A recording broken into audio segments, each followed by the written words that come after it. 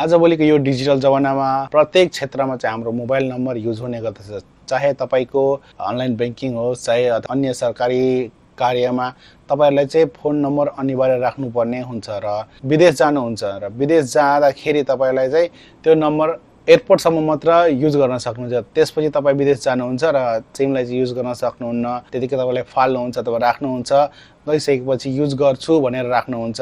2-3 वर्षपछि त्यो चाहिँ अटोमेटिक डिएक्टिभ हुन्छ र त्यो तपाईले चाहिँ युज गर्न सक्नुहुन्न र फेरि पुनः सेम सिम निकाल्नका लागि तपाईलाई चाहिँ नेपाल टेलिकमको कार्यालय अथवा एनसीएल को कार्यालयमा जानुपर्ने हुन्छ।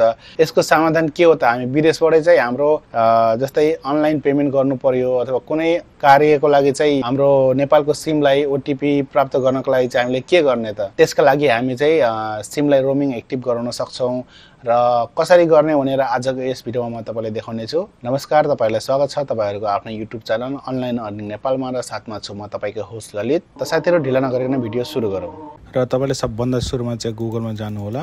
गुगलमा गइसकेपछि तपाईले यहाँ टाइप गर्नुपर्ने हुन्छ। जस्तै कि तपाई देख्न सक्नुहुन्छ यहाँ नेपाल टेलिकममा टाइप गरिसकेपछि त्यसपछि तपाईले यहाँ जानु होला। नेपाल टेलिकम जुन छ यसको यहाँ रोमिङ सर्भिस सेवा छ नि, यहाँ जानु होला।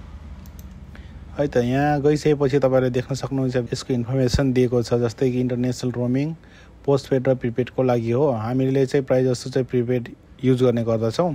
3 किसिमबाट तपाईहरुले आफ्नो सिमलाई चाहिँ रोमिङ एक्टिभेट गर्न सक्नुहुन्छ र पहिलो नम्बरमा रहेको छ तपाईहरु देख्न सक्नुहुन्छ। यदि तपाई नेपालमै हुनुहुन्छ र विदेश जाँदै हुनुहुन्छ, तपाईले अब रोमिङ एक्टिभेट गर्न चाहनुहुन्छ भने तपाईहरुले यहाँदेखि चाहिँ डायल गर्न सक्नुहुन्छ। जुन कि डायल पेडमा जानु होला, *1415*7# गरेर डायल गरेपछि तपाईलाई यहाँबाट चाहिँ तपाईले चाहिँ सजिलैसँग आफ्नो सिमलाई चाहिँ रोमिङ एक्टिभेट गर्न सक्नुहुन्छ। जुन कि यो प्रिपेड हो। यो हाम्रो चाहिँ चलिआएको हामीले युज गर्ने चाहिँ प्रायः जसो प्रिपेड नै हुन्छ र तपाईले चाहिँ अर्को चाहिँ यो एपको मार्फत पनि तपाईले एक्टिभेट गर्न सक्नुहुन्छ। जुन कि नेपाल टेलिकमको एप छ, त्यसबाट पनि तपाईले एक्टिभेट गर्न सक्नुहुन्छ। साथै तपाईहरु यदि के पोस्टपेड छ भने तपाईहरुले चाहिँ त्यहाँ तपाईको सेम प्रोसेस हो, *14*7# गरेर तपाईले गर्न सक्नुहुन्छ। तर यसमा चाहिँ एउटा कन्डिसन के छ भने तपाईहरुको मिनिमम ब्यालेन्स चाहिँ 5000 चाहिँ हुनै पर्छ है साथीहरु। यो 5000 ब्यालेन्स चाहिँ हुनै पर्छ तपाईहरुको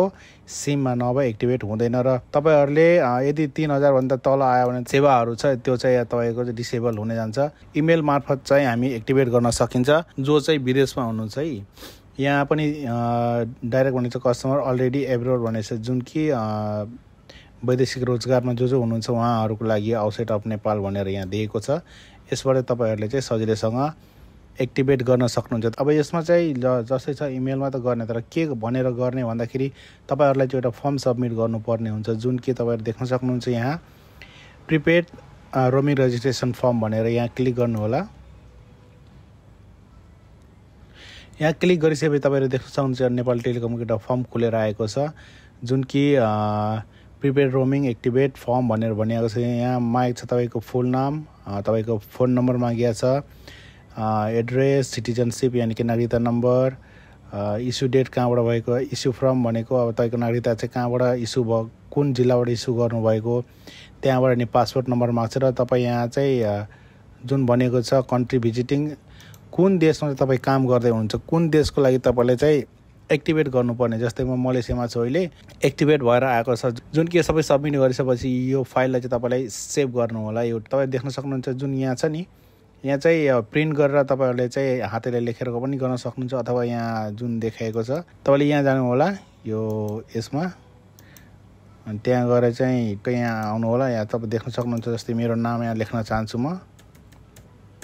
यसरी नाम लेखिसकेपछि तपाईहरु देख्न सक्नुहुन्छ सम्पूर्ण डिटेल चाहिँ यसरी सजिलैसँग यही फाइललाई तपाईले चाहिँ एडिट गरेर तपाईले सेभ गर्न सक्नुहुन्छ यस फाइललाई। र त्यो सेभ गरिसकेको फाइल तपाईहरुले इमेल थ्रु चाहिँ तपाईले सेन्ड गर्न सक्नुहुन्छ। इमेल कसरी गर्ने भन्दाखेरि सजिलो छ। तपाईले इमेल क्रिएट गर्न त अब त्यस्तो सिकाइराख्नु परेन साथीहरु।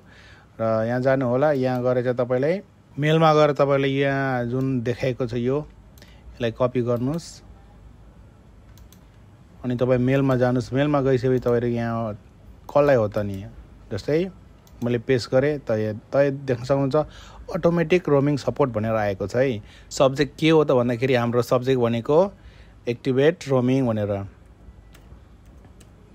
एक्टिभेट रोमिङ सर्भिस भनेर हाल्नु होला यसरी र त्यसपछि तपाईँले यहाँ जुन पीडीएफ फाइल थियो त्यहाँ तपाईँले पीडीएफ फाइल राखेर तपाईँले यहाँदेखि चाहिँ सेन्ड गर्न सक्नुहुन्छ जुन कि म त्यहाँ देखाउने छु जस्तै यहाँ मेरो कम्प्युटर ब्राउजरबाट है म एउटा तपाईँलाई लिङ्क बनाएर ओके इक्जाम्पल मेरो एसआइपी को रहेछ यो ओके मैले यहाँ गरेँ तपाईँहरू देख्न सक्नुहुन्छ यो चाहिँ यस्तो खालको एउटा पीडीएफ फाइल पठाउनु र तपाईँहरू यहाँ चाहेको पनि आफूले नेपालीमा लेख्न सक्नुहुन्छ अब के को लागि तपाईँ विदेशमा बस्नुहुन्छ र तपाईँको चाहिँ रोमिङ एक्टिभेट गरिदिन पाऊँ भनेर एउटा निवेदन जस्तै लेख्न सक्नुहुन्छ है त्यसबाट चाहिँ यहाँ सेन्ड गर्नुलाई सेन्ड गरिसकेपछि तपाईँलाई मेल आउँछ है मेल चाहिँ कस्तो किसिमको आउँछ भन्दाखेरि यसरी मेल आउन जान्छ जुन मैले चाहिँ यहाँ तपाईँले देख्न सक्नुहुन्छ यो मेरो रोमिङ सपोर्टबाट आएको छ तपाईँहरू देख्न सक्नुहुन्छ यहाँ पनि भनिएको छ मलाई डियर कस्टमर अलरेडी एक्टिभेट भनेको छ यो रोमिङ सर्भिस अलरेडी एक्टिभेट भनेर भनेको छ एक्टिभेट कसरी गर्ने भनेर पनि यहाँ तपाईँले देखाएको छ जस्तै कि फर एन्ड्रोइड होइन एन्ड्रोइडको लागि फर आइएसको लागि चाहिँ तपाईँले देख्न सक्नुहुन्छ यसरी चाहिँ तपाईँ सेटिङमा जानुहोस् सेटिङमा गइसकेपछि मोबाइल नेटवर्कमा सर्च नेटवर्क गर्नु होला सर्च नेटवर्क पछि तपाईँको चाहिँ अपरेटर्स जुन छ जस्तै कि अहिले मलेसियामा चाहिँ म डिजीबाट अपरेट गरिरहेको छु यहाँ र तपाईँको जुनसुकै कन्ट्रीमा भए पनि तपाईँहरूको चाहिँ त्यहाँ चाहिँ लोकल त्यहाँको नेटवर्क त्यही नेटवर्कले चाहिँ अपरेटर गर्ने हुन्छ हाम्रो नेपालको सिमलाई र मैले मोबाइल पनि देखाउन चाहे जुन रहेको छ मेरो एक्टिभेट है त यहाँ तपाईँ देख्न सक्नुहुन्छ माथि मेरो बारमा एउटा मात्र सिग्नल देखाइरहेछ र म यहाँ एक्टिभ गरेको छु मोबाइल नेटवर्कमा जानु होला यानी कि मोबाइल सर्भिसमा गइसकेपछि तपाईँहरू देख्न सक्नुहुन्छ यहाँ र तपाईँ यहाँ आएर तपाईँहरू देख्न सक्नुहुन्छ यो चाहिँ मेरो फर्स्ट भनेको यो मलेसियाको नम्बर र सेकेन्ड नम्बर मैले चाहिँ अफ गरिरहेको छु तपाईँहरू देख्न सक्नुहुन्छ यो चाहिँ मेरो फोन नम्बर है मेरो चाहिँ इसिएम बनाएर मैले आएको थिएँ नेपालबाटै प्रायः जसो तपाईँहरू विदेश बस्नुहुन्छ र तपाईँहरूसँग इसिम छैन भने तपाईँहरूले चाहिँ इसिएम चाहिँ एक्टिभेट गराउनु होला त्यसको लागि तपाईँहरूलाई चाहिँ अनलाइन थ्रु पनि गर्न सक्नुहुन्छ अथवा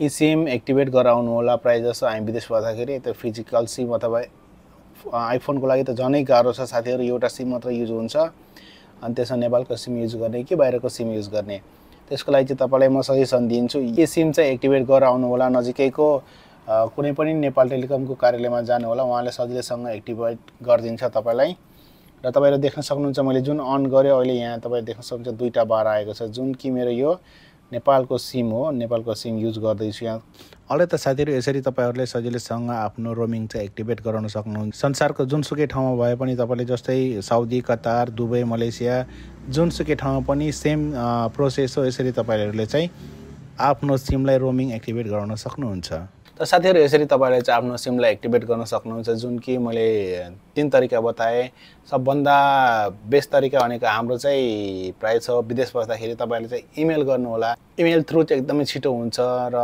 त्यो विदेश बसेर तपाईँले त्यो टाइप गरेर त्यो पोसिबल पनि छैन र इमेल एकदम बेस्ट आइडिया हो साथीहरू र जुन फर्म दिएको थियो त्यो देखाएको छ नेपाल टेलिकम फर्ममा त्यसमा चाहिँ सम्पूर्ण डिटेल भर्नु होला त साथीहरू भिडियो कस्तो लाग्यो भिडियो राम्रो लाग्यो भने तल मुनि रहेको सब्स्क्राइब बटनलाई सब्स्क्राइब गर्नु होला साथै बेल आइकनलाई क्लिक गर्नु होला किनकि यस च्यानलमा यसै किसिमको भिडियोहरू आइरहेको हुन्छ त साथीहरू आजलाई यति नै हस्त धन्यवाद जय नेपाल।